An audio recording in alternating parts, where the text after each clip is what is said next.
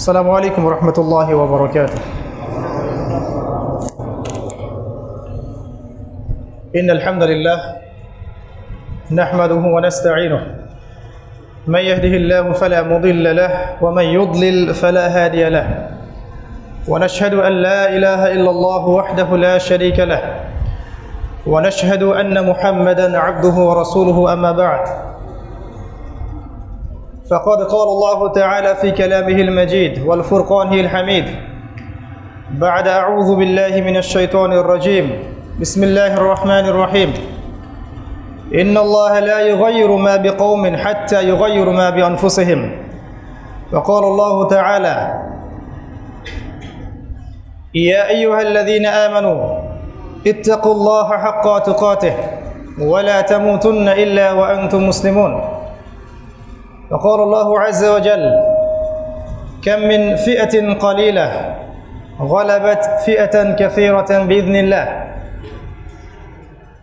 وقال رسول الله صلى الله عليه وسلم إن الله يرفع بهذا الكتاب أقواما ويضع به الآخرين وقال عليه السلام القرآن حجة لك أو عليك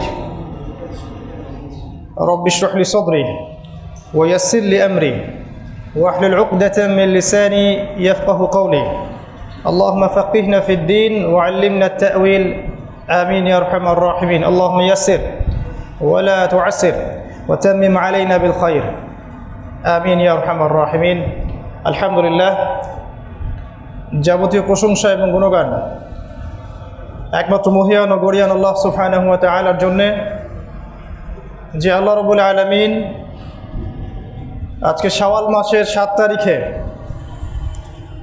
আমাদেরকে একটা দিনই মজলিসে বসার তৌফিক দান করেছেন। আমরা সবাই শুকরিয়া আদায় করি, বলি আলহামদুলিল্লাহ। অগণিত অসংখ্য দরুদ এবং সালাত বর্ষিত হোক মহান আল্লাহ প্রেরিত সর্বশেষ নবী, চূড়ান্ত নবী, মানবতার মুক্তির দূত মুহাম্মদুর রাসূলুল্লাহ সাল্লাল্লাহু আলাইহি ওয়াসাল্লামের প্রতি আমরা দরুদ পাঠ করি। আল্লাহুম্মা সাল্লি আলা মুহাম্মদ ওয়া আলা আলি মুহাম্মদ কামা সাল্লাইতা আলা ইব্রাহিম ওয়া আলা আলি ইব্রাহিম ইন্নাকা হামিদুম মাজিদ। اللهم بارك على محمد وعلى آل محمد كما باركت على إبراهيم وعلى آل إبراهيم إنك حميد مجيد।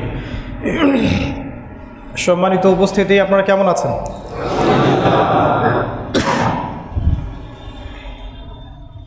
আজকের এই সংক্ষিপ্ত সময়ের মধ্যে ইনশাআল্লাহ তাআলা আমরা খুব গুরুত্বপূর্ণ একটা টপিক নিয়ে কথা বলবো ইনশাআল্লাহ।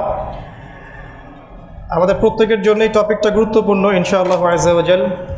আমি দোয়া করছি আল্লাহ পাক যেন বক্তা এবং শ্রোতা উভয়কেই আজকের আলোচ্য টপিকের উপর আমল করার তৌফিক দান করেন, আল্লাহুম্মা আমিন।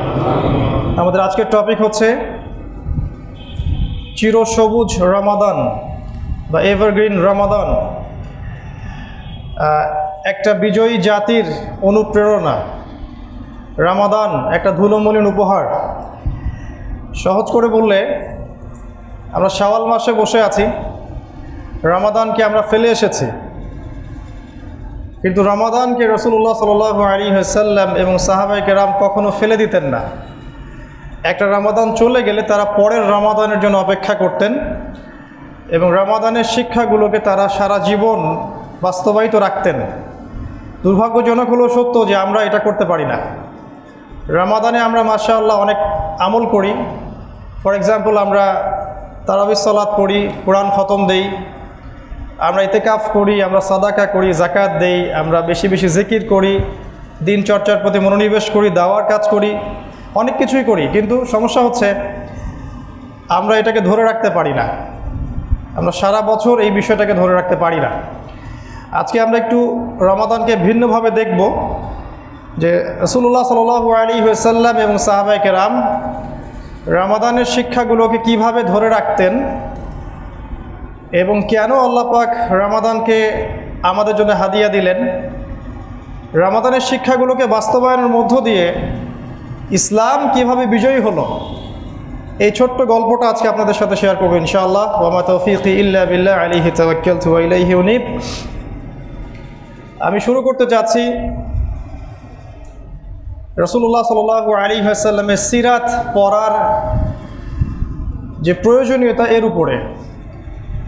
আমি শুরু করতে চাচ্ছি যুব সমাজকে এই একটা মেসেজ দেওয়ার মধ্য দিয়ে আজকের লেকচার, যে আপনি প্রিয় ভাই জীবনে যত পড়াশোনাই করেন না কেন, যদি আপনার স্টাডি, আপনার পড়াশোনা, আপনার এডুকেশনাল সিস্টেম আপনাকে আল্লাহর কাছে আত্মসমর্পণ করতে বাধা দেয়, তাহলে আপনার পড়াশোনার সিস্টেমে কোনো সমস্যা আছে।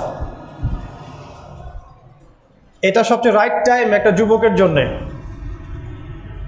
Between the age of 20 to 30, এই সময়টুকুর মধ্যে একটা যুবকের জন্য সবচেয়ে রাইট টাইম ইসলামিক নলেজ অর্জন করার বা কনস্ট্রাকটিভ সিলেবাসে পড়াশোনা করার।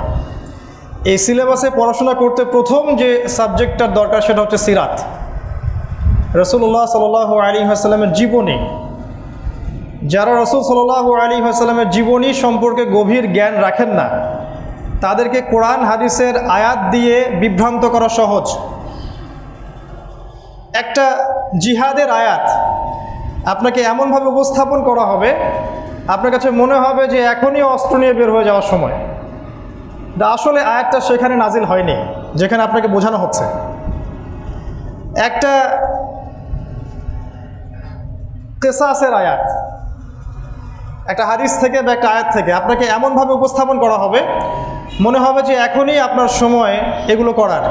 রাসূল সাল্লাল্লাহু আলাইহি ওয়াসাল্লাম এভাবে করেননি। কোরআন এবং হাদিস পড়েও আপনি বিভ্রান্ত হতে পারেন যদি আপনি রাসূল সাল্লাল্লাহু আলাইহি ওয়াসাল্লামের সিরাতের উপর গভীর দক্ষতা অর্জন না করতে পারেন। কোন আয়াত কোন প্রেক্ষাপটে এবং কোন হাদিস কোথায় ইমপ্লিমেন্ট করতে হবে এটা বুঝতে হলে আপনাকে সিরাত পড়তে হবে।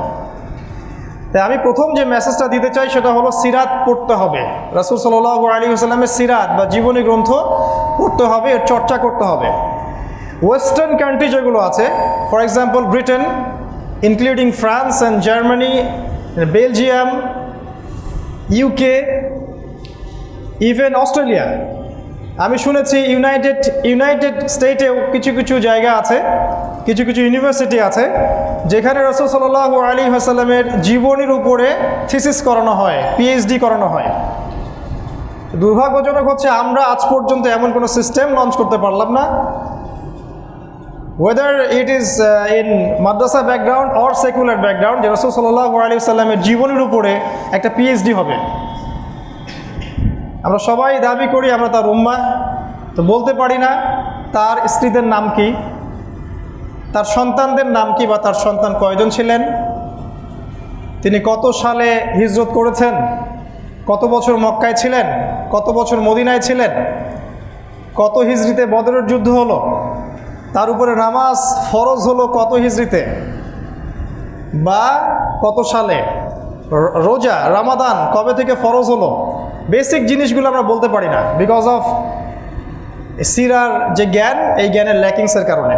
তো আমার নাসিহা, সর্বপ্রথম সিরাতের বইগুলো কালেক্ট করবেন এবং পড়বেন। ফর এক্সাম্পল আর রাহিকুল মাখতুম, একটা অনবদ্য বই, আল্লামা সফিউর রহমান মুবারকপুরি রাহমাহুল্লাহ তার লেখা। এছাড়া আরও অনেক সিরাতের বই আছে, সিরাতে মুস্তাফা, মহানবী, উসওয়াতুল হাসানা, বিশ্বনবী, অনেক বই আছে বাজারে। ইসলামিক ফাউন্ডেশনে অনেক বই পাবেন। সিরার উপরে আপনার বাসায় মিনিমাম 10টা থেকে 15টা বই থাকা চাই। এটা আপনাকে একটা ধারণা দিবে যে কোরআনের কোন আয়াত কোথায় এবং হাদিসের কোন হাদিস কোথায় আপনাকে অ্যাপ্লাই করতে হবে। আদারওয়াইজ আমি সতর্ক করছি যে কোরআন সুন্নাহ দিয়েও আপনাদেরকে বিভ্রান্ত করতে পারে মানুষ।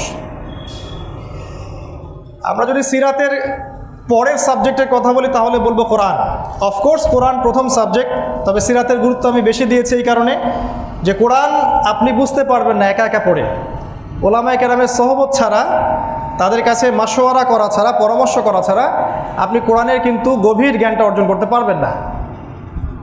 কিছু লিটারাল অর্থ আপনি পেতে পারেন, যেমন সুদ হারাম, জেনার কাছেও যেও না, আল্লাহর সাথে শিরিক করো না, মদ খেও না, এগুলো আপনি পাবেন কোরআন থেকে। বাট তাউইল, যেটা ইন্টারপ্রিটেশন, এটা পেতে হলে আপনাকে ওলামায়ে কেরামের কাছে আসতে হবে। সিরাত পড়তে হলে এটার প্রয়োজন হচ্ছে না, সিরাত আপনি বাসায় পড়তে পারছেন। এরপরের সাবজেক্ট হবে হাদিস। নিঃসন্দেহে হাদিস পড়বেন, যে হাদিসগুলোকে নিয়ে আমাদের কোনো জায়গায় কোনো ইখতিলাফ নাই, সেগুলোর উপর আগে বেশি ফোকাস করেন। আর যেগুলো নিয়ে ইখতিলাফ আছে সেগুলোকে আপাতত উম্মার ঐক্যের স্বার্থে ত্যাগ করেন। যতদিন পর্যন্ত আমরা বিভক্ত, ততদিন পর্যন্ত আমরা পরাজিত। যতদিন পর্যন্ত আমরা বিভক্ত ততদিন পর্যন্ত এই উম্মাহ পরাজিত।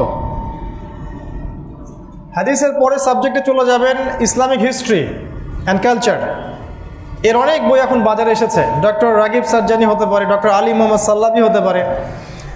আমি এটাতে স্টার্ট করছি এই কারণে যে প্রচুর প্রশ্ন আসছে আমাদের কাছে যে কীরকম সিলেবাস হবে, কি পড়াশোনা করবো। এই কারণে আমি কথাগুলো আগে বলছি। কোরআনের কথা বলেছিলাম, এখানে তাফসিরে ইবনে কাসির পড়তে পারেন, মাআরিফুল কোরআন পড়তে পারেন, জালালাইন পরে পড়বেন যখন আপনি ম্যাচিউরড হবেন। এরকম অনেক কিতাব আছে, এগুলো কালেক্ট করবেন। হাদিসের মধ্যে প্রথমে সহজ কিতাবগুলো পড়বেন। প্রথমেই বুখারি মুসলিমে হাত দেওয়ার দরকার নাই। আমাদের ইয়াং জেনারেশন যেটা করে, আগে বুখারি মুসলিমে হাত দেয়। এখন যারা রিভার্ট হচ্ছেন, স্পেশালি যারা দাবি করছেন আমরা সহিহ আকীদায় চলে আসছি, তাদের সমস্যা এখানে বেশি। তারা আগেই বুখারি মুসলিমে হাত দিয়ে থাকে। এটা ঠিক না, আপনাকে আগে ছোট ছোট কিতাবে হাত দিতে হবে। ফর এক্সাম্পল হাদিসে আরবাইন, মিশকাতুল মাসাবি, বুলুগুল মারাম, রিয়াদুস সালেহিন, এই বইগুলো আগে পড়তে হবে। তারপরে আপনি আবু দাউদ, তিরমিজি, নাসাঈর দিকে যান। ইসলামিক হিস্ট্রির মধ্যে ডক্টর আলী মোহাম্মদ সাল্লাবি অনেক ভালো, ডক্টর রাগিব সারজানি অনেক ভালো, আর অনেক হিস্টোরিক্যাল লেখক এবং সাহিত্যিক গবেষক আছেন প্রত্যেকটা মাযহাবের মধ্যেই। তাদের বইগুলোকে সম্মানের সাথে পড়তে থাকেন। এর সাথে আমি বলবো ওয়ার্ল্ড হিস্ট্রি পড়তে। ওয়ার্ল্ড হিস্ট্রি পড়ার জন্য আমাদের সেকুলার সিস্টেমের মধ্যে যে বইগুলো আছে, এই বইগুলো যথেষ্ট। এই বইগুলোর মধ্যে অনেক তথ্য আছে। আপনাকে শুধু এই তথ্যগুলোকে ইসলামাইজড করতে হবে, এতটুকুই। এরপরে সাবজেক্টে যাবেন ইসলামিক ইকোনমি। আমি বলবো ইসলামিক ইকোনমির সাথে ওয়ার্ল্ড ইকোনমি জানার দরকার আছে। ইসলামিক অর্থনীতির সাথে যদি ওয়ার্ল্ড ইকোনমিক সিস্টেম সম্পর্কে ধারণা না থাকে, তাহলে আপনি মুসলিম হয়েও সুদকেই মনে করবেন মানবতার মুক্তির সমাধান। আপনি মুসলিম হয়ে মনে করবেন সুদভিত্তিক সিস্টেম দিয়েই হয়তো দারিদ্রতা দূর হবে, যেহেতু আপনি ইসলামিক ইকোনমি সম্পর্কে জ্ঞান রাখেন না। এক্ষেত্রে আল্লামা তাকি উসমানী অনেক খেদমত করেছেন, মাশাআল্লাহ, রাহিমাহুল্লাহ, হাফিজাহুল্লাহ। আপনারা তার বইগুলো কালেক্ট করতে পারেন। তার বইয়ের মধ্যে অনেক তথ্য আছে, উপাত্ত আছে। এছাড়া ওয়ার্ল্ড ইকোনমি সম্পর্কে জানতে হলে ওয়ার্ল্ড ব্যাংক সম্পর্কে পড়তে হবে, IMF সম্পর্কে পড়তে হবে এবং পেট্রো ডলার সম্পর্কে পড়াশোনা করতে হবে। যদি এগুলো সম্পর্কে পড়াশোনা না করেন, তাহলে আপনি আমেরিকান কিংডম অফ সৌদি আরবিয়াকে মনে করবেন আমিরুল মুমিনিনের দেশ। কিছু কথা হয়তো মাথার উপর দিয়ে যাচ্ছে, ইনশাআল্লাহ পরে বুঝতে পারবেন। এরপরের সাবজেক্টে আসবেন জিওপলিটিক্স। এই সাবজেক্টটা এখন এত গুরুত্বপূর্ণ যে এই সাবজেক্ট না জানলে আপনি ওয়ার্ল্ড অ্যাফেয়ার্স বুঝতে পারবেন না। ইসলাম একটা বৈশ্বিক ধর্ম, বৈশ্বিক রিলিজন। এটা কোনো পারিবারিক বা ব্যক্তিগত রিলিজন নয়। আমরা ইসলাম দিয়ে পুরো বিশ্ব শাসন করেছিলাম একসময়। ইসলামী জিওপলিটিক্স শিখিয়েছে। এখনকার যত প্রশাসনিক কাঠামো আছে, এই সমস্ত কাঠামো দিয়েছে উমর ইবনুল খাত্তাব রাদিয়াল্লাহু তাআলা। এটা কি জানেন? তার এই দফতরিক সিস্টেমটা তার লঞ্চ করা, এটাকে এখন মডিফাই করা হয়েছে।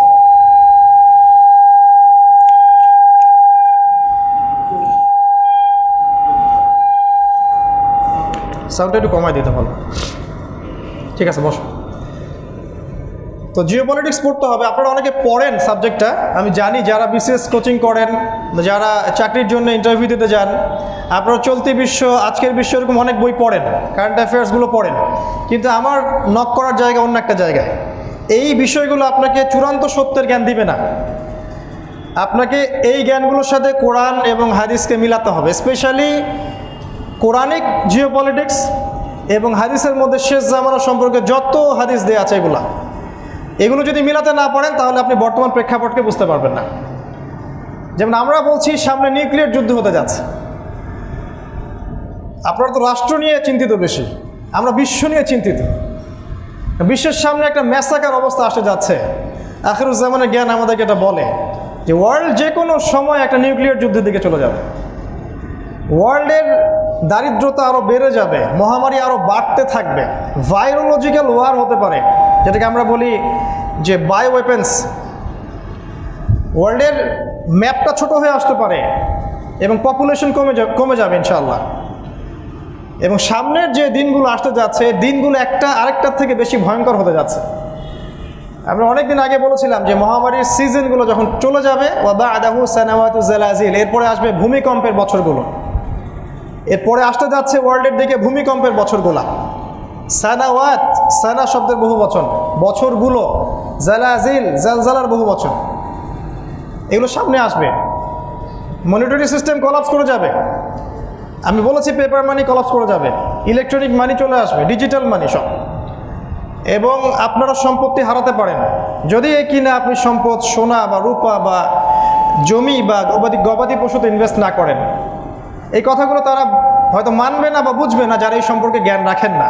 তাদের প্রতি আমাদের কোনো আক্রোশ নাই, কারণ আমরা সবার জন্যে নাসিহামূলক কথা বলছি। কেউ আমাদের শত্রু না, কোনো মাযহাবের মানুষ বা কোনো তরিকার মানুষ বা কোনো রাষ্ট্র বা কোনো গভর্নমেন্ট কেউই আমাদের এনিমি নয়। তাদের প্রত্যেকের জন্য নাসিহামূলক কথা আমরা বলছি on the basis of Quran and সুন্নাহ। যদি ইচ্ছা হয় বা আমার কথাগুলো বা আমাদের কথাগুলোকে গবেষণা করে মনে হয় যে হ্যাঁ এটা ঠিক আছে, এর বেইজ আছে, only then you should accept my opinion. Otherwise আপনি আমার কথাগুলোকে নিয়ে ডাস্টবিনে ছুঁড়ে মারেন, কোনো সমস্যা নেই। আমরা আমাদের টিচারদের কাছে এটা শিখেছি। তারা বলতেন যখন আমরা কোনো ওপিনিয়ন দিব কোরআন এবং সুন্নাহ থেকে, you should not accept it.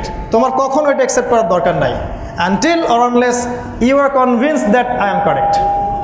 যখন আপনার কাছে মনে হবে যে এটা কারেক্ট তখন আপনি নিতে পারেন, তার আগে নয়। আমরা আপনাদের চিন্তার দরজাটা খুলতে চাচ্ছি আর কি। এই সাবজেক্টগুলো পড়াশোনা করেন প্রিয় ভাইরা, ইনশাআল্লাহ আগামী দিনগুলো ভালো হবে।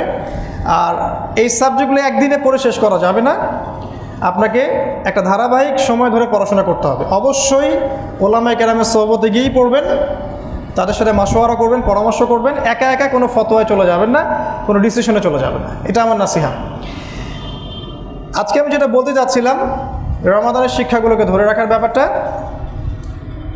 একটু আমি আপনাকে পিছন থেকে নিয়ে আসতে চাই। রাসূলুল্লাহ সাল্লাল্লাহু আলাইহি ওয়াসাল্লাম মক্কায় কত বছর ছিলেন? কত বছর ছিলেন? 13 বছর। 10 বছর? 13 বছর। মক্কায় 13 বছর, মদিনায় প্রায় 8 থেকে 10 বছর। মক্কার 13 বছর রাসূল সাল্লাল্লাহু আলাইহি ওয়াসাল্লাম সাহাবায়ে কেরাম প্রচণ্ড নির্যাতন সহ্য করেছেন, তাই নয়? ইসলাম ছিল সংকীর্ণ, অল্প কিছু মানুষের মধ্যে। যখন উমর এবং হামজার মতো মানুষ ইসলাম কবুল করলেন তখন ইসলাম একটু শক্তিশালী হলো আর কি। যাই হোক, এক পর্যায়ে কিন্তু আমাদেরকে হিজরত করে চলে যেতে হচ্ছে কোথায়? মদিনায়। এখানে একটা প্রমাণ আছে, একটা অঞ্চল যদি ইসলামের অনুকূলে না হয় তাহলে সেখানে অরাজকতা সৃষ্টি করার দলিল নাই কোরআন হাদিসে, বরং সেখান থেকে আপনাকে চলে যেতে হবে অন্য কোনো জায়গায় যেখানে ইসলামের অনুকূল পরিবেশ আছে। ইব্রাহিম আলাইহিস সালাম চলে যাননি নাকি তার রাজ্যের মধ্যে অরাজকতা সৃষ্টি করছে? আসহাবুল কাহফ চলে যান নাই? চলে যাওয়া একটা ফ্যাক্ট। যদি দেখেন আপনার পরিবেশ পরিস্থিতি অনুকূলে না, সেখানে অরাজকতা সৃষ্টি করার কোনো প্রয়োজন নাই। We should leave. কারণ এই আল্লাহ পাক বলেছেন আমার জমিন প্রশস্ত। আর নবী সাল্লাল্লাহু আলাইহি ওয়াসাল্লাম বলেছেন শেষ জামানে এমন একটা সময় আসবে যে মুমিনদের জন্য ঈমান ধরে রাখা হাতে আগুন ধরে রাখার মতো হবে। তখন মুমিনের শ্রেষ্ঠ সম্পদ হবে কিছু গবাদি পশু, গরু ছাগল, এগুলোকে নিয়ে সে পাহাড়ি এলাকায় চলে যাবে, সেখানে একা একা বসবাস করবে, তাও ফিতনায় জড়াবে না। লাস্ট অপশন আপনার জন্য। আমি বলছি না পালায় যান, দেখাচ্ছি যে ইসলাম এরকম। রাসূল সাল্লাল্লাহু আলাইহি ওয়াসাল্লাম চলে গেলেন মদিনায়। এবার আমরা আমাদের কেবলা নির্ধারণ করলাম বাইতুল মাকদাস। এটা কি জানেন যে আমাদের কেবলা ছিল বাইতুল মাকদাস? কোনটা সেটা? বাইতুল মাকদাস। তো এই কুদস কি তাদের না আমাদের? আল কুদসু লানা, একসাথে বলতে পারবেন? আল কুদসু লানা, এই কুদস আমাদের। আমরা সবাই ওই কুদসের দিকে নামাজ পড়ছিলাম প্রায় 11 থেকে 13 মাস। এটা ছিল আমাদের প্রথম কিবলা। এই জেরুজালেম, যেটাকে নিয়ে পুরো বিশ্বের এখন সারা বিশ্বের বিষয়গুলো এখন সেখান থেকে নিয়ন্ত্রিত হচ্ছে এবং সেটাকে কেন্দ্র করেই সব কিছু ডিল করা হচ্ছে। আর এখন কি অবস্থা আপনারা জানেন, নতুন করে বলার কিছু নাই। ওটা আমাদের কিবলা ছিল। কেন আমাদের কিবলা ছিল? আর রাসূল সাল্লাল্লাহু আলাইহি ওয়াসাল্লাম কেন সেখান থেকেই মেরাজে গেলেন? তিনি মক্কার হারাম থেকে কেন আল্লাহর কাছে গেলেন না? ভালো প্রশ্ন। আল্লাহ পাক জগৎবাসীকে দেখিয়ে দিলেন যে আমরা নতুন কোনো উম্মাহ নই, আমরা সেই একই উম্মাহ যেটা ইব্রাহিম আলাইহিস সালামের উম্মাহ। ওরা আর আমরা একই, আমরাও আহলে কিতাব। ওদেরকে বলা হচ্ছে তাওরাত এবং জাবুরের অনুসারী, আমরাও সেই লেগেসি ধারণ করছি। আমরা নতুন কোনো আকাশ থেকে পড়িনি এই উম্মাহ। আর ইব্রাহিম আলাইহিস সালাম সম্পর্কে আল্লাহ পাক কি বলেছেন? মা কানা ইব্রাহিম ইয়াহুদিয়্যাও ওয়ালা নাসরানিয়া ওয়ালাকিন কানা হানিফা মুসলিমা। ইব্রাহিম আলাইহিস সালাম ইহুদি ছিলেন না এবং খ্রিস্টান ছিলেন না, বরং তিনি ছিলেন একজন একনিষ্ঠ মুসলিম। আমরা জেরুজালেমের দিকে মুখ করে নামাজ পড়েছিলাম প্রায় 11 থেকে 13 মাস। এরপর রাসূলুল্লাহ সাল্লাল্লাহু আলাইহি ওয়াসাল্লাম আকাশের দিকে তাকাতেন আর আল্লাহ পাক তার তাকানোটা দেখতেন। আল্লাহ পাক আয়াত নাজিল করলেন যে কদ নারা তাকাল্লুবা ওয়াজহিকা ফিস সামা, আমরা দেখেছি তোমার আকাশের দিকে তাকানোটা। ফালানুওয়াল্লিয়ান্নাকা কিবলাতান তারদাহা, তুমি যেদিকে কেবলা পছন্দ করো সেদিকেই আমরা আজকে তোমার কেবলা ঘুরিয়ে দিব। ফাওয়াল্লি ওয়াজহাকা শাতরাল মসজিদুল হারাম, তুমি তোমার কেবলাটাকে মসজিদুল হারামের দিকে ঘোরাও। এটা কোন দিকে? মক্কার দিকে, তাই না? কেবলা চেঞ্জ হয়ে গেল। কেবলা চেঞ্জ হওয়ার কারণ কি? কারণ হচ্ছে ইহুদিরা রাসূল সাল্লাল্লাহু আলাইহি ওয়াসাল্লামকে স্বীকার করেনি। আল্লাহ পাক বলেছেন ইয়ারিফুনাহু কামা ইয়ারিফুনা আবনাহুম, ইহুদি খ্রিস্টানরা মুহাম্মদ সাল্লাল্লাহু আলাইহি ওয়াসাল্লামকে চিনে বা চিনত ঠিক যেমন করে তারা তাদের বাবা এবং সন্তানদেরকে চিনে। তারপরেও তারা রাসূল সাল্লাল্লাহু আলাইহি ওয়াসাল্লামকে গ্রহণ করলো না। আল্লাহ পাক কেবলা চেঞ্জ করে দিলেন, নতুন কেবলা, নতুন জামাআ, নতুন উম্মাহ, নতুন নেশন। এখন আমরা আর তাদের অংশ নই। আমি কি বুঝাতে পারছি? কেবলা চেঞ্জ হওয়ার বিষয়টা মানে হচ্ছে আমরা এখন নতুন একটা উম্মাহ, নতুন একটা নেশন, নতুন একটা ইমারা, নতুন একটা জামাআ, নতুন একজন নবী এবং এমন একটা নেশন যেটা সারা বিশ্বকে রুল করবে ইনশাআল্লাহ। ভালো করে দেখেন, এই কেবলা চেঞ্জ হওয়ার মাত্র 10 বছরের মধ্যে, মাত্র 10 বছরের মধ্যে ওই রেফিউজিরা ইসলাম কবুল করে মদিনায় চলে গেল। অল্প কিছু মানুষ, তারাই মক্কা বিজয় করে বিশ্ব শাসন করলো। বুঝতে পারছেন কি? মাত্র 8 থেকে 10 বছরের মধ্যে, কেবলা চেঞ্জ হওয়ার 8 থেকে 10 বছরের মধ্যেই পুরো নেশনটা চেঞ্জ হয়ে গেল। ওই অল্প কিছু গুটি কয়েক মানুষ, তারা আর রেফিউজি হয়ে মদিনায় থাকলো না, বরং তারা মক্কা সহ পুরো জাজিরাতুল আরবটাই জয় করে ফেলল। আল্লাহ চাইলে সব পারেন, কিন্তু আল্লাহ পাক বলেছেন ইন্নাল্লাহা লা ইউগাইয়িরু মা বিকওমিন, আল্লাহ পাক কোনো কওমের অবস্থা ততক্ষণ পর্যন্ত সংশোধন করেন না হাত্তা ইউগাইয়িরু মা বিআনফুসিহিম, যতক্ষণ না তারা নিজেদের অবস্থা সংশোধনের চেষ্টা করে।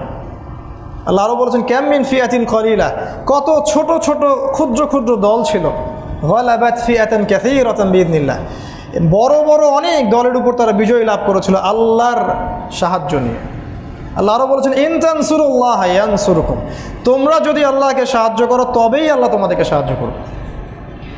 এই কেবলা চেঞ্জ হওয়ার পরে আরেকটা ঘটনা ঘটেছে, সেটা হলো আল্লাহ পাক রমাদান মাসের রোজা ফরজ করেছে। আমাদের টপিকের দিকে আসছে। কেবলা চেঞ্জ হওয়ার পরে আল্লাহ পাক রমাদানের সওম ফরজ করেছেন। রমাদান মাসব্যাপী সওম আগে ফরজ ছিল না, আগে বিচ্ছিন্নভাবে মানুষ সিয়াম রাখতো আর। তো কেবলা চেঞ্জের সাথে এই রমাদানের কি সম্পর্ক? রমাদান আল্লাহ পাক আমাদেরকে দিচ্ছেন এবং রমাদান মাস কেন্দ্রিক আল্লাহ আমাদেরকে কিছু কাজ দিবেন, কিছু প্র্যাকটিক্যাল ওয়ার্ক দিবেন, যেই কাজগুলো যদি আমরা পুঙ্খানুপুঙ্খরূপে করতে পারি তাহলে আমরা আর পরাধীন থাকবো না, আবার দেখবেন ইসলাম বিজয়ী হবে। রমাদানের এই কাজগুলো রাসূলুল্লাহ সাল্লাল্লাহু আলাইহি ওয়াসাল্লাম এবং সাহাবায়ে কেরাম পুঙ্খানুপুঙ্খরূপে করেছিলেন। শুধু সওম রাখেন নাই, রমাদানে আরও অনেক কাজ আছে, আমি আসছি ওইদিকে। ওই কাজগুলো বাস্তবায়ন করার ফলেই এই রিফিউজিরাই কিন্তু পরে মক্কা জয় করেছে। আমি স্মরণ করাই, রমাদান মাসেই বদরের যুদ্ধ হয়েছে, রমাদান মাসেই মক্কা বিজয় হয়েছে, রমাদান মাসেই আইন জালুতের যুদ্ধ হয়েছে, প্রচুর। রমাদানে কি কি কাজ করেছিলেন রাসূল সাল্লাল্লাহু আলাইহি ওয়াসাল্লাম, এর মৌলিকত্বগুলো কি ছিল? আমি 10টা পয়েন্ট নোট করেছি আপনাদের জন্য, খুব শর্ট করে আমি বলবো যেহেতু ডিটেলস বলার সময় নাই। নাম্বার 1, রমাদান কেন্দ্রিক যে প্রথম কাজটা রাসূল সাল্লাল্লাহু আলাইহি ওয়াসাল্লাম সাহাবায়ে কেরাম করেছিলেন, তার প্রথমটা আপনারা সবাই জানেন এবং আমরা সবাই করি, সেটা হচ্ছে সিয়াম বা সওম। আল্লাহ পাক যেটা সূরা বাকারায় বলেছেন কুতিবা আলাইকুমুস সিয়াম কামা কুতিবা আলাল লাযিনা মিন ক্বাবলিকুম লাআল্লাকুম তাত্তাকুন, তোমাদের উপরে সিয়ামকে ফরজ করা হয়েছে ঠিক যেমন পূর্ববর্তী নেশনদের উপরেও ফরজ করা হয়েছিল, লাআল্লাকুম তাত্তাকুন, যাতে করে তোমরা তাকওয়া অবলম্বন করতে পারো। এই সিয়ামের উদ্দেশ্য ছিল তাকওয়া অবলম্বন করা। আর সিয়াম মানেই হচ্ছে সবর, সিয়াম মানেই সবর করা, ধৈর্য ধরা, আল্লাহর জন্যে নিজের হালালটা পর্যন্ত ত্যাগ করা। হারাম তো অনেক দূরের কথা, হালাল স্ত্রী ছেড়ে দেয়া, হালাল খাবার ছেড়ে দেয়া, হালাল পানি ছেড়ে দেয়া।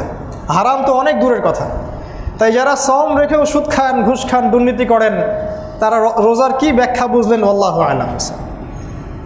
নবী সাল্লাল্লাহু আলাইহি ওয়াসাল্লাম বলেছেন যে কেউ যদি রোজা রেখে মিথ্যা কথা বলে, গীবত করে বা তহমত করে, অশ্লীল কাজ করে, তার না খেয়ে থাকাতে আল্লাহর কিছু যায় আসে না। তাহলে কেউ যদি রোজা রেখে সুদ খায়, জিনা করে, হারাম অ্যাফেয়ার্সে লিপ্ত হয়, দুর্নীতি করে, ঘুষ খায়, তাহলে তার রোজা কি আল্লাহর কাছে কবুল হবে? কি বলে আপনার বিবেক?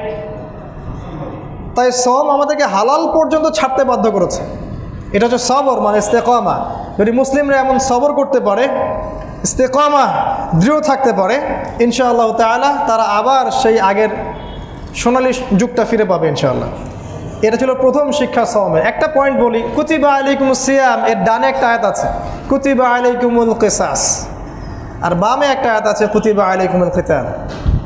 গ্রামার যারা জানেন ওস্তাদদের কাছে গিয়ে এগুলোর গ্রামাটিক্যাল প্যাটার্নটা বুঝে নেবেন যে কুতিবা আলাইকুম মানে কি। আমি বলতে চাচ্ছি না সঙ্গত কারণে। দ্বিতীয় যে কাজটা রাসূল সাল্লাল্লাহু আলাইহি ওয়াসাল্লাম সাহাবায়ে কেরাম করেছিলেন রমাদান মাস কেন্দ্রিক, সেটা হলো তাকওয়া। রমাদান মাসে সওম রাখার মধ্য দিয়ে তারা তাকওয়া অবলম্বন করেছেন। তাকওয়া কি জিনিস? আমার সুন্দর টুপি, আমার জুব্বা, আমার পাগড়ি এবং দাড়ি, তাই না ভাই? তাকওয়া কি জিনিস? রাসূলুল্লাহ সাল্লাল্লাহু আলাইহি ওয়াসাল্লাম বলেছেন তাকওয়া হাহুনা, তাকওয়া এইখানে, কলিজার দিকে ইশারা করে বলেছেন 3 বার, তাকওয়া হাহুনা, তাকওয়া এখানে। তাকওয়া মানে হচ্ছে আল্লাহ পাকের সমস্ত নিষেধ বর্জন করা, আল্লাহকে ভয় করা। ঠিক যেমন সওম রেখে আমরা আল্লাহকে ভয় করে খাবার ছেড়েছি, গোপনে খাবার খাই নাই, গোপনে পানি খাই নাই, স্ত্রী সহবাস করতে পারতাম, কেউ দেখতো না, কিন্তু করি নেই, আল্লাহকে ভয় করে, এর নাম তাকওয়া। উম্মার প্রত্যেকটা যুবক যুবতী, আমাদের মুরব্বী কেরাম সবাই যদি এই তাকওয়াটা আমরা অর্জন করতে পারি, ইনশাআল্লাহ তাআলা রমাদানের শিক্ষা জীবিত থাকবে এবং উম্মাহ বিজয়ী হবে ইনশাআল্লাহ। আর আল্লাহ পাক কিন্তু বলেছেন আল্লাহ পাক ধৈর্যশীলদের সাথে আছেন, আল্লাহ পাক মুত্তাকিদের সাথেও আছেন। এটা আল্লাহর মাইয়াত, আল্লাহ পাক সাথে আছেন। আর আল্লাহ যার সাথে আছেন তার কোনো চিন্তা নাই ইনশাআল্লাহ। কারণ দুনিয়ার জীবনটা খুব তুচ্ছ। আজকে আমরা এই মসজিদে যারা আছি, এখানে অনেক রকম মানুষ আছি, আজকে আমরা বিভিন্ন ঘরানা থেকে, আমরা সবাই মারা যাব, আমরা সবাই মারা যাব, এটাই বাস্তব। আল্লাহ পাক আমাদের তাকওয়া অনুযায়ী আমাদের বিচার ফয়সালা করবেন। তাই এখন যারা আমরা বেঁচে আছি, আমরা সবাই মারা যাব, এই কথাটা আমাদের সবার ভালো করে হৃদয়ঙ্গম করা উচিত। যদি আমরা সবর, ইস্তেকামা এবং তাকওয়া অর্জন না করতে পারি, তাহলে মৃত্যুর পরের জীবনটা আমাদের জন্য ভালো হচ্ছে না। আমরা কেউ পৃথিবীতে চিরকাল থাকতে আসেনি, আল্লাহ পাক এই বিষয়টা বোঝার তৌফিক দান করুন। 3 নম্বর যে বিষয়টা রাসূল সাল্লাল্লাহু আলাইহি ওয়াসাল্লাম সাহাবায়ে কেরাম করেছিলেন এবং রমাদানের বিশেষত্ব ছিল, সেটা হচ্ছে আল কোরআন। আপনি দেখবেন সূরা বাকারায় একটা আয়াত আছে, শাহরু রমাদান আল্লাযী উনজিলা ফীহিল কোরআন। রমাদান সেই মাস যেই মাসে কোরআন নাজিল করা হয়েছিল। রমাদান মাসে এত কিছু আমরা কেন করি? কারণ হচ্ছে একটাই, এই মাসে কোরআন নাজিল হয়েছে এবং এই মাসেই পূর্ববর্তী সমস্ত আসমানি কিতাব নাজিল হয়েছে। এই মাসটা ওহী নাজিলের মাস। এই যে কোরআন নাজিল করা হলো, এই কোরআন কেন্দ্রিক রাসূল সাল্লাল্লাহু আলাইহি ওয়াসাল্লাম সাহাবায়ে কেরাম কিছু কাজ করেছিলেন। তারা কোরআন বিশুদ্ধ করে পড়তে শিখেছেন, তারা কোরআনের অর্থ বুঝেছেন, কোরআনের আদেশগুলোকে মেনে চলেছেন, নিষেধগুলোকে বর্জন করেছেন, কোরআনের দাওয়াত মানুষের কাছে পৌঁছে দিয়েছেন এবং কোরআনের যে লসগুলো, শরিয়া ছিল, এগুলোকে তারা বাস্তবায়িত করেছিলেন। এই হকগুলো আদায় করেছিলেন বিধায় আপনি দেখবেন রমাদান মাস পাওয়ার 8 বছর পরে মুসলিম উম্মাহ আর দুর্বল নাই, তারা শক্তিশালী। তো এই কোরআনের প্রথম একটা বিধান ছিল ইকরা, পড়ুন। আজকে আমরা পড়তে চাই না, আমি শুরু করেছি এই জন্য পড়ার কথাগুলো দিয়ে, সাবজেক্ট এবং সিলেবাস বলে দিয়েছি, আপনারা পড়তে থাকেন। আমরা যদি না পড়ি, পড়াশোনার চর্চাটা না করি, তাহলে আমাদের ঈমান কমে যাবে। সত্যি কথা এটা। শেষ জামানায় আমল দিয়ে ঈমান ধরে রাখা যাবে না, শেষ জামানায় আমল দিয়ে ঈমান ধরে রাখা যাবে না। পড়াশোনা, জ্ঞান চর্চার মধ্য দিয়ে আপনাকে ঈমান ধরে রাখতে হবে। একটা সাবজেক্টে আপনি পড়াশোনা করবেন গভীরভাবে, দেখবেন আপনার ঈমান তাজা হচ্ছে। পড়বেন না, দেখবেন ঈমান আস্তে আস্তে কমে যাচ্ছে। আল্লাহ রাসূলকে প্রথম আদেশ দেওয়া হচ্ছে পড়তে, অতএব পড়তে শিখুন। পড়ুন, প্রচুর পড়তে থাকেন। আপনাকে বিশ্ব, রাষ্ট্র, পলিটিক্স, ইকোনমিক্স এগুলো নিয়ে চিন্তা করতে হবে না আপাতত। আপনি খালি পড়তেই থাকেন, খালি পড়তে থাকেন। আগামী 5 বছর পড়বো এরকম চিন্তা করেন যে আমি আগামী 5 বছর পড়াশোনা করবো ইনশাআল্লাহ। ডানে বামে দেখবো না কোনো কিছু, কোনো দল, কোনো সংগঠন, কোনো এই ফেরকা টেরকা এগুলোতে ঢোকার দরকার নেই আপনার। আপনি পড়তে থাকেন, খালি পড়াশোনা করেন। কারণ এখন কোনো সিদ্ধান্ত নেবেন আপনি, এটা প্রিম্যাচিউর সিদ্ধান্ত হবে। পড়াশোনা করে আপনি জ্ঞান অর্জন করেন, আপনার হিকমা প্রজ্ঞা বাড়বে, তখন একটা ডিসিশন নেবেন, দেখবেন ডিসিশনটা ম্যাচিউরড। অতএব পড়তে শিখুন ইনশাআল্লাহ। এবং কোরআন, এই কোরআনের হক যদি আমরা আদায় করতে পারি ইনশাআল্লাহ আমরা বিজয়ী হব। যদি আদায় করতে না পারি আমাদের পরাজয় কেউ ঠেকাতে পারবে না। আল্লাহ রাসূল বলেছেন, আল কোরআন হুজ্জাতুন লাকা ওয়া আলাইক, কোরআন তোমার পক্ষে দলিল অথবা তোমার বিপক্ষে দলিল। একটা হাদিস বলছে, আল্লাহ রাসূল বলেছেন, ইন্নাল্লাহা ইয়ারফাউ বিহাযাল কিতাবি আকওয়ামান, আল্লাহ পাক এই কিতাব দিয়ে বহু জাতিকে সম্মানিত করবেন। ওয়া ইয়াদাউ বিহিল আখারিন, অনেক জাতিকে আল্লাহ পাক এর কারণে অপদস্থও করবেন। মানে কোরআন মেনে চললে সম্মানিত করবেন, মানবে না অপদস্থ করবেন। অপদস্থ আল্লাহ একদিনেই করতে পারেন, বিশ্বাস করেন? দেখছেন সব সাজানো গোছানো পরিপাটি, একদিনে আল্লাহ পাক এমন ডিজাস্টার দিয়ে দিবেন, শেষ নেশন। দলিল নেবেন, ওই যে আদ জাতিকে দেখেন, সামুদ জাতিকে দেখেন, শুআইব আলাইহিস সালামের কওমকে দেখেন, কওমে মাদিয়ানকে দেখেন, আসহাবুল উখদুদকে দেখেন, ফিরআউনকে দেখেন, ইব্রাহিম আলাইহিস সালামের ট্রাইব নমরুদদেরকে দেখেন। একদিন লাগে আল্লাহ পাকের। অতএব আল্লাহর বিধান, আল্লাহর কোরআনের বিরুদ্ধাচরণ করবেন না। দুনিয়ার কোনো স্বার্থে, আল্লাহর ওয়াস্তে কোরআনের কোনো বিধানকে ঠাট্টা বিদ্রুপ করেন না, তুচ্ছ তাচ্ছিল্য করেন না। কবর জাহান্নামের টুকরা হয়ে যাবে, সতর্ক করছি আমরা। আর আপনি কোরআন মানতে পারেন বা না পারেন, অ্যাটলিস্ট মনের মধ্যে আকীদাটা রাখেন যে হ্যাঁ, কোরআনই চূড়ান্ত সত্যের উৎস, কোরআনই সত্য মিথ্যা চূড়ান্ত মানদণ্ড। আমি দুনিয়াবি অনেক স্বার্থে পারছি না, আল্লাহ আমাকে মাফ করে দাও, আল্লাহ মাফও করতে পারেন ইনশাআল্লাহ। আচ্ছা, আকীদাগত পরিবর্তন নিয়ে আসেন। 4 নম্বর, রমাজান মাসে আমরা পড়েছি তারাবি, এটা রমাজানের বৈশিষ্ট্য ছিল। তারাবি কি জানেন? এটা শুধুমাত্র ইমামের কেরাত শোনা নয়, শুধুমাত্র ইমামের সাথে দাঁড়ায় ইমাম গড়গড় করে পড়ে যাবে আর আমি কিছুই বুঝবো না, এটা তারাবি নয়। তারাবি হবে সুললিত, ধীর স্থিরভাবে, এবং মুসল্লিরা কোরআন বুঝবে। দুর্ভাগ্যজনক আমরা বুঝি না কোরআন কী বলছে। খেয়াল করে দেখেন, কোরআন আমরা পড়ি সবাই, অর্থটা বুঝি না। হাত উঁচু করতে পারবেন 100টা আয়াতের অর্থ কারা বোঝেন কোরআনের? আমরা বাংলাদেশের আবেগী জনগণকে দেখেছি, আমরা কিন্তু আবেগী জনগণ।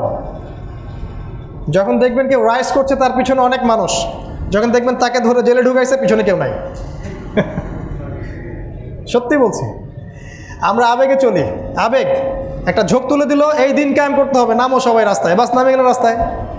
বুঝলেন না যেটা নামলে কি হবে, ম্যাচিউর ডিসিশন নাই। আমরা কোরআনের অর্থ বুঝি না, কিন্তু জিজ্ঞাসা করেন কোরআনের জন্য জীবন দিতে প্রস্তুত, জিজ্ঞাসা করে দেখেন। যে বইয়ের জন্য জীবন দিতে প্রস্তুত সে বইয়ের অর্থ বোঝে না, আবার সে বইয়ের তিলাওয়াতও নিয়মিত করে না, অর্থ বোঝা তো দূরের কথা। যাই হোক, আল্লাহ পাক বোঝার তৌফিক দান করুন, আল্লাহুম্মা আমিন। আমরা তারাবি সালাত বলছিলাম যে এটা শুধু তোতা পাখির মতো তিলাওয়াত করা নয়, এটা ছিল একটা জামা। খেয়াল করে দেখেন, একটা এলাকার মধ্যে তারাবি সালাত হয়, সে এলাকার সব মানুষরা আসেন, একটা ঐক্য, একটা জামা, একসাথে আল্লাহর সামনে দাঁড়ানো, সালাত পড়া, কোরআন তেলাওয়াত করা। এই জামা বা ঐক্যের শিক্ষাটা রমাদান আমাদেরকে দিয়েছিল। কিন্তু আপনি খেয়াল করে দেখেন, রমাদান মাসে আমরা বিভক্ত, আমাদের মধ্যে কোনো ইউনিটি নাই। আমি কোনো সেক্টরিয়াল ডিভিশনের অন্তর্ভুক্ত নই, আমি সালাফি নই, আমি কোনো দেওবন্দি, বেরলভি, আটরশি, মাইজবান্ডারি নই, আমি অনলি একজন মুসলিম। যদি আপনার কোনো অ্যালার্জি থাকে আমার এই কনসেপ্টে, প্লিজ লিভ মি অ্যালোন, আমাকে ছেড়ে দেন একা একা। আমি আপনার সাথে তর্ক করতে যাচ্ছি না, বাট আমি কোনো সেক্টরিয়াল ডিভিশনের অন্তর্ভুক্ত নই। আমরা যারা সেক্টরিয়াল ডিভাইডেড, এই ডিভাইডেশনটা আমাদেরকে আজকে এই জায়গায় নিয়ে আসছে। আমি বলছি না এই পরিচয়গুলো দেওয়ার দরকার নাই, পরিচয় আপনি দিতেই পারেন, একটা যৌগিক পরিচয়, এটা তো মৌলিক না। কিন্তু এই পরিচয়গুলোকে কেন্দ্র করে যে আমাদের মধ্যে বিভক্তি সৃষ্টি হচ্ছে, যতদিন পর্যন্ত এই বিভক্তি থাকবে ততদিন ইহুদিরা আমাদেরকে মারবে। যতদিন পর্যন্ত এই বিভক্তি থাকবে নাসারারা আপনার গলা টিপে ধরবে। আপনি দাঁড়াতে পারবেন না, কারণ ইউনিটি নাই।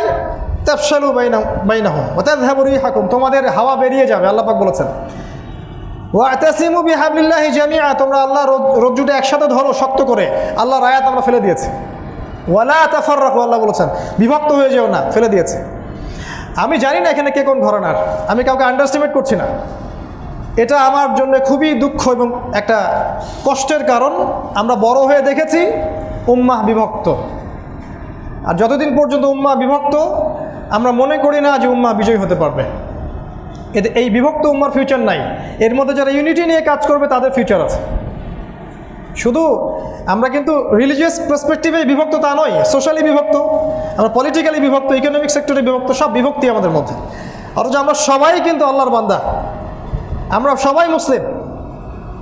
তো আজকে যারা এইভাবে ওয়ান উম্মার কথা বলছি, ট্যাগ লাগিয়ে দিচ্ছে, এর জঙ্গি হয়ে গেছে, এ সন্ত্রাসী হয়ে গেছে। উম্মাকে কি দিলেন এতদিন ধরে বিভক্তি ছাড়া? আল্লাহ পাক বোঝার তৌফিক দান করুন। আমরা জানি কারো মধ্যে সব বিষয়ে একমত হবে না কখনো। এটা সম্ভব না যে একটা সেক্টরে 100% কপি পেস্ট হবে। নো, সাহাবায়ে কেরাম রাদিয়াল্লাহু তাআলা আনহু কোনোদিনও তারা সব বিষয়ে ঐক্যমত ছিলেন না। তাদের মাঝে ইখতিলাফে অনেক বিভক্তি ছিল, তারপরেও তারা একসাথে ছিলেন, ওয়ান উম্মাহ ওয়ান জামাআহ। আমরা সেটা করতে পারিনি। তারাবির সালাত আমাদেরকে ঐক্য শিক্ষা দিয়েছিল, আমরা আজকে সেটা ভুলে গেছি। যদি আমরা তারাবির সালাত থেকে ঐক্য শিখতে না পারি, তাহলে আমাদের ভবিষ্যৎ ভালো নেই। কথাগুলো যত দ্রুত বুঝবেন তত ভালো ইনশাআল্লাহ। রমাদান দিয়েছে আমাদেরকে ইসলামিক ভ্রাতৃত্বের বন্ধন। খেয়াল করে দেখবেন, রমাদানে আমরা একসাথে ইফতার করেছি, একসাথে আমরা যে হালাকাগুলো করেছিলাম, একসাথে ঈদের সালাত আদায় করেছি। ঈদের সালাতে আমরা সবাই এসেছি, একসাথে কোলাকুলি করেছি, একই প্লেটে খাবার খেয়েছি। আমরা সাদাকা করেছি গরিব মিসকিনদেরকে, যাতে ওরাও আমাদের সাথে শরীক হতে পারে। আমরা ফিতরা দিয়েছিলাম, হাদিয়া তোহফা দিয়েছিলাম। রমাদান শেষ, সব শেষ। রমাদান শেষ, আর কোনো ভ্রাতৃত্ব, ভালোবাসার হৃদ্যতা নাই। যদি আমাদের মধ্যে ইন্টারনাল হৃদ্যতা না আনতে পারি, তাহলে আপনি আমি একটা বিজয়ী জাতি হতে পারবো না। এগুলো আমার ঐক্যের জন্যে খুব ফলপ্রসূ। 6 নম্বর যেটা, সেটা হচ্ছে, আমি শেষ করছি একটু পরেই, সেটা হলো জাকাত। রমাদান মাসে আমরা দিয়েছিলাম জাকাত বা জাকাত কেন্দ্রিক ইকোনমিক সিস্টেম, মনে আছে কি? রমাদানে আমরা জাকাতগুলো দিয়েছিলাম। তো অনেকে অনেক সময় জাকাত দিয়ে থাকে, সমস্যা নেই। অনেকে অনেক সময় জাকাত দেয়, বাট বেশিরভাগ মানুষ রমাদান মাসে জাকাতটা দিতে পছন্দ করে বেশি। জাকাত যে ইসলামিক ইকোনমিকের বেস, এটা আমাদেরকে পড়ানো হয়নি মাদ্রাসায়। পরে আমরা শিখেছি যে জাকাত হচ্ছে ইসলামিক ইকোনমিক্সের বেস। জাকাত, সাদাকা, গোল্ড এবং সিলভার, এগুলো ইসলামিক ইকোনমিকের বেস। আর আল্লাহ পাক দিয়েছিলেন ব্ল্যাক গোল্ড, অয়েল। আমরা জাকাত সাদাকা কেন্দ্রিক ইকোনমি বাদ দিয়ে রিবা কেন্দ্রিক ইকোনমি নিয়েছি। আর অনেক দিন হাদিস বলেছি আমি, রাসূল সাল্লাল্লাহু আলাইহি ওয়াসাল্লাম বলেছেন, প্লিজ আমার দিকে তেড়ে আসবেন না। রাসূল সাল্লাল্লাহু আলাইহি ওয়াসাল্লাম, আপনার নবী বলেছেন, যে ব্যক্তি সুদ খায় সে যেন তার মায়ের সাথে জিনা করে। যে ব্যক্তি রিবার সাথে সম্পৃক্ত সে যেন 36টা মেয়েকে ধর্ষণ করলো। যে ব্যক্তি 1 দিরহাম সুদ খায়, তিনি বলেছেন, আমি 4 শ্রেণীর মানুষকে লানত করলাম, অভিশাপ দিলাম। নাম্বার 1, যে ব্যক্তি নিজে সুদ খায়। 2 নম্বর, যে সুদ দেয়। 3 নম্বর, যে সাক্ষী থাকে। 4 নম্বর, লিখে রাখে।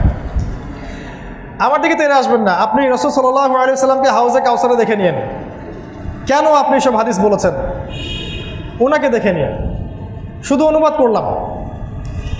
আপনার ইকোনমির মধ্যে যদি রিবার অর্থ ঢোকে, কোনো মুফতি নাই বাংলাদেশের কোনো মাযহাবের যিনি আপনাকে ফতোয়া দিতে পারে সেই ইবাদত কবুল হবে। কোনো মাযহাবের কোনো মুফতি ফতোয়া দিতে পারবে না যে আপনার রিজিকের মধ্যে সুদ আছে, ঘুষ আছে, মানুষের আত্মসাৎ করা টাকা আছে, হারাম টাকা আছে, ইবাদত কবুল হবে, কোনো মুফতি ফতোয়া দিতে পারবে না।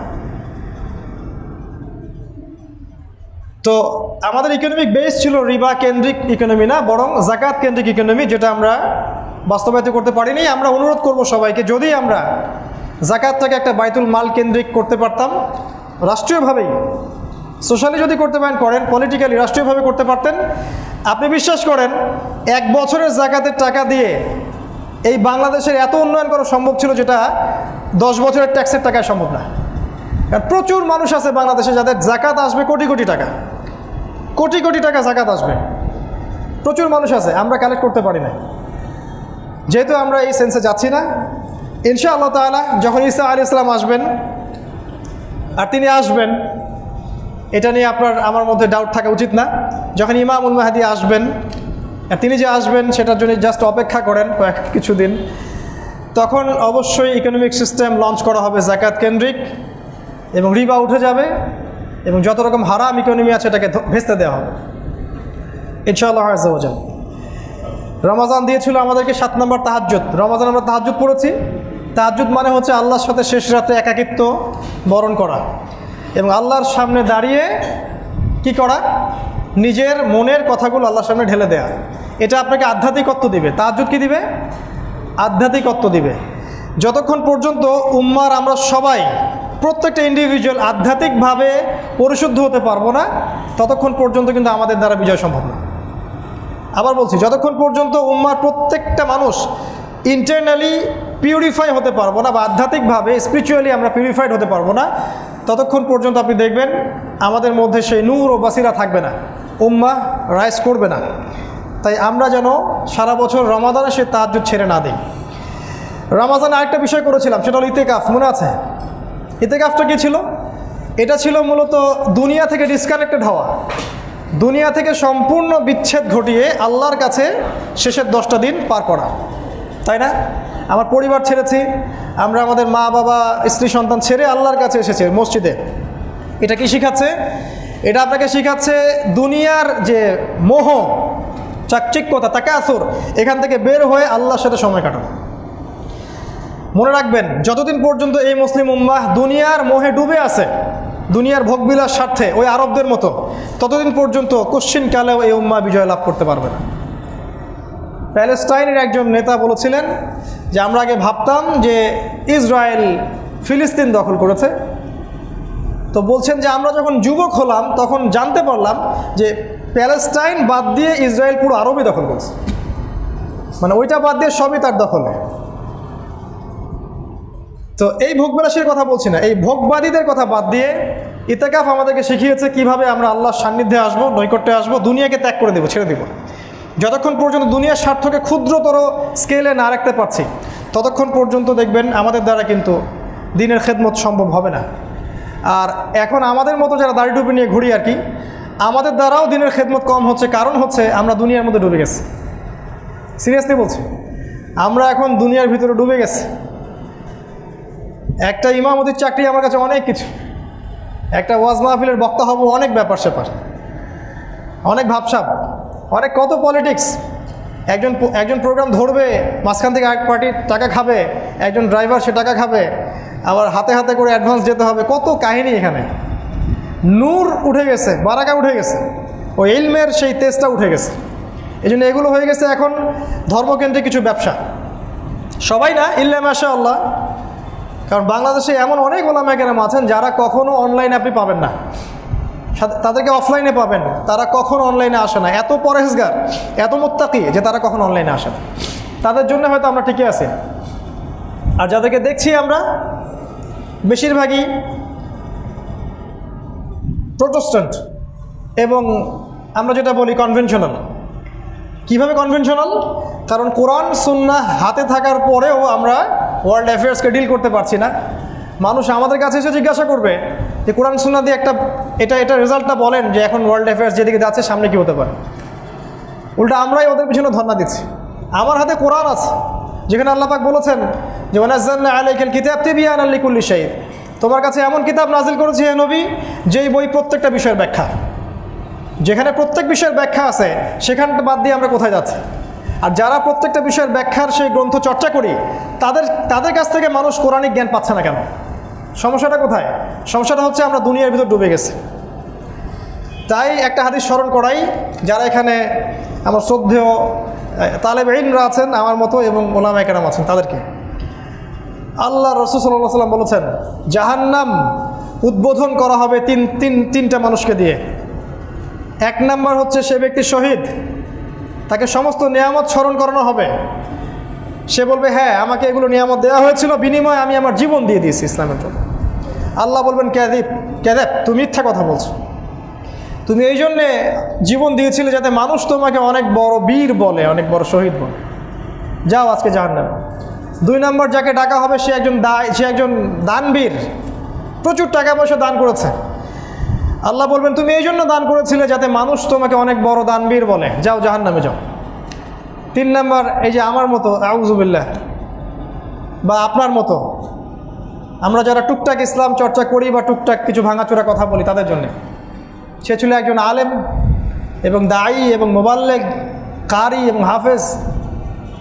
আল্লাহ বলবেন তুমি এই জন্য এগুলো অর্জন করেছিলে যাতে মানুষ তোমাকে অনেক বড় কারি বলে, অনেক বড় হাফেজ বলে, অনেক বড় বক্তা বলে, অনেক বড় দায়ী বলে, যাও জাহান্নামে। এই হাদিসটা আবু হুরায়রা রাদিয়াল্লাহু আনহু বলতেন, অজ্ঞান হয়ে পড়ে যেতেন। আল্লাহ পাক আমাদেরকে ওই কাতার অন্তর্ভুক্ত না করুন। দুনিয়াদার ইলম অর্জন করবেন না, দুনিয়া অর্জনের জন্য ইলম অর্জন করবেন না। একটা হাদিস বলি, লোভ সামলাতে পারছি না। যদি আপনি সঠিক নিয়াতে ইলম অর্জন করেন, সঠিক নিয়াতে, যে আপনার নিয়াত আছে যে এই ইলম অর্জন করে আমি দ্বীনের খেদমত করব, সবার কল্যাণ করব, রাসূল সাল্লাল্লাহু আলাইহি ওয়াসাল্লাম বলেছেন এই অর্জন করতে করতে সে যদি মারাও যায়, সে ব্যক্তির এবং একজন আম্বিয়া এর জান্নাতের মাঝে একটা দরজার পার্থক্য থাকবে খালি। আরেকটা হাদিসে আছে একজন আলেম, সত্যিকার অর্থের আলেম, এবং একজন আবেদ, আবেদ মানে যে খালি ইবাদত করে, এর মাঝে একটা পার্থক্য হচ্ছে আমি মুহাম্মদ সাল্লাল্লাহু আলাইহি ওয়াসাল্লাম এবং তোমাদের মাঝে মর্যাদার যে পার্থক্য, এই পার্থক্য। তিনি বলছে আকাশের তারার চাইতে চাঁদের যে উজ্জ্বলতা, একজন আলেমের মর্যাদা আবেদের উপরে তেমন। তো সেই ওলামায়ে কেরাম আমরা যারা আজকে আছি, আমাদের দিকে সবাই তাকায় আছে, এখন পুরো উম্মাহ তাদের দিকে তাকিয়ে আছে। তারা উম্মার কিছু করবেন, উম্মার হাল ধরবেন, উম্মার জন্য কল্যাণকর কিছু করবেন। তাই আমরা যদি দুনিয়া নিয়ে ব্যস্ত হয়ে থাকি, আল্লাহ পাক আমাদেরকে ছাড়বেন না, এই সতর্কবাণীটাও দিয়ে দিলাম। আল্লাহ পাক হেফাজত করুন আমাদেরকে। আর সব দুটা পয়েন্ট, লাস্ট দুটো পয়েন্ট হচ্ছে রামাদান আমাদেরকে টাইম ম্যানেজমেন্ট শিখিয়েছে। খেয়াল করে দেখবেন, ওই যে ফজরে ওঠা, নামাজ পড়া, আবার তাসবিহ তাহলিল করা, ইশরাক পড়া, আবার একটু ঘুমানো, আবার কাজে যাওয়া, আবার 5 ওয়াক্ত সালাত জামাতে পড়া, কাইলুলা করা। দেখেন একটা কি প্রফেটিক সুন্নার মধ্যে আপনি চলে আসছেন, কিন্তু তাই না? প্রফেটিক লাইফস্টাইলের মধ্যে আপনি চলে আসছেন। এই লাইফস্টাইলটা যেন রমাদান শেষ হয়ে চলে না যায়। সাহাবায়ে কেরাম রাদিয়াল্লাহু আনহু এই নববী সুন্নতের মধ্যে দিনরাত পার করতেন। ঘুমানো থেকে শুরু করে, ঘুম থেকে ওঠা, নামাজ পড়া, তাহাজ্জুদ পড়া, ইশরাক পড়া ইত্যাদি সব ছিল তাদের মধ্যে। তারা ব্যবসাও করতেন, তারা দিনও প্রচার করতেন, পরিবারও চালাতেন, সবই করতেন। এই টাইম ম্যানেজমেন্টটা যদি আমরা শিখতে না পারি রমাদান থেকে, তাহলে আমাদের বিজয় সম্ভব নয়।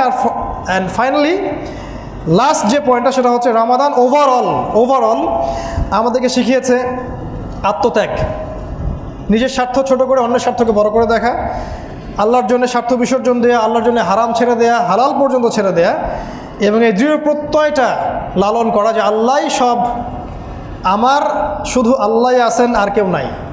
আমি বারবার একটা কথা বলি যে কোনো মানুষকে ভালোবাসে না,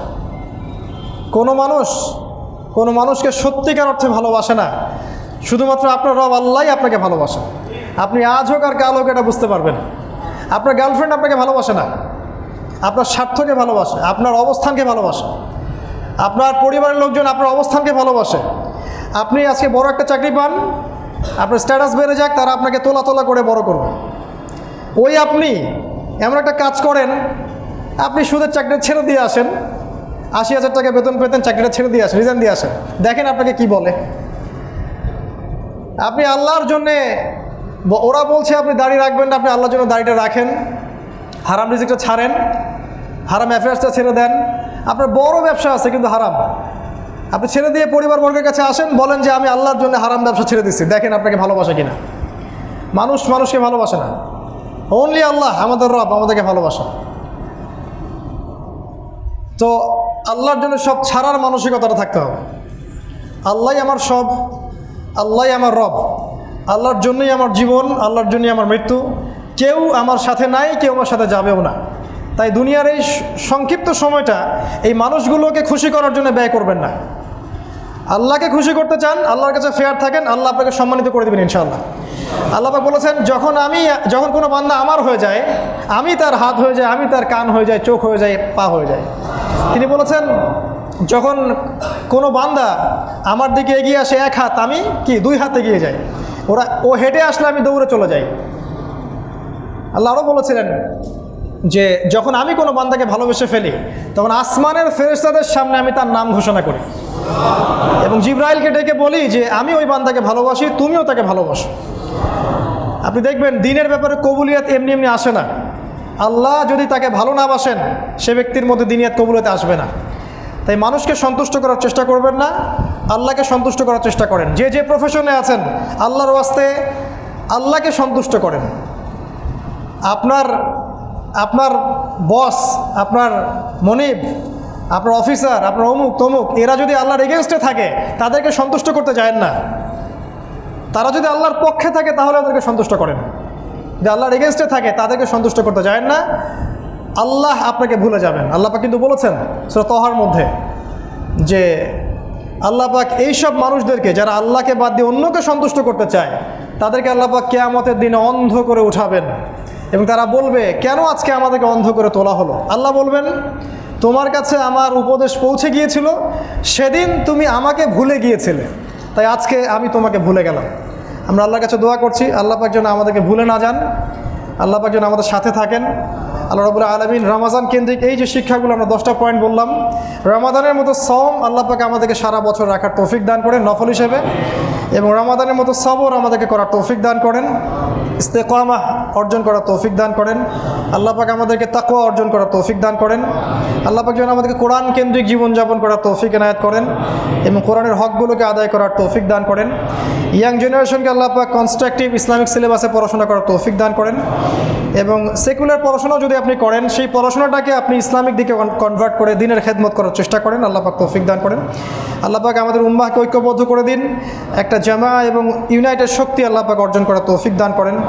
আল্লাহ পাক আমাদেরকে ইসলামিক ভ্রাতৃত্বের বন্ধনে আবদ্ধ করেন এবং যাকাত কেন্দ্রিক ইকোনমিক সিস্টেম লঞ্চ করার তৌফিক দান করেন। আল্লাহ পাক আমাদেরকে নিয়মিত তাহাজ্জুদ গোজার হওয়ার তৌফিক এনায়েত করেন। আমাদের মধ্যে আল্লাহ পাক নূর এবং বারাকা দান করেন এবং আল্লাহ পাক আধ্যাত্মিক উন্নতি আমাদেরকে দান করেন।